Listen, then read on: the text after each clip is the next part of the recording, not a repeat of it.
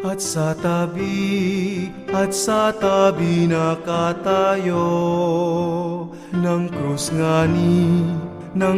nga ni Hesu Kristo. Inanyat kapatid nito't mahal niyang disipulo, nangagdalamhati ito. Nang si Jesus ay makita ang dalawa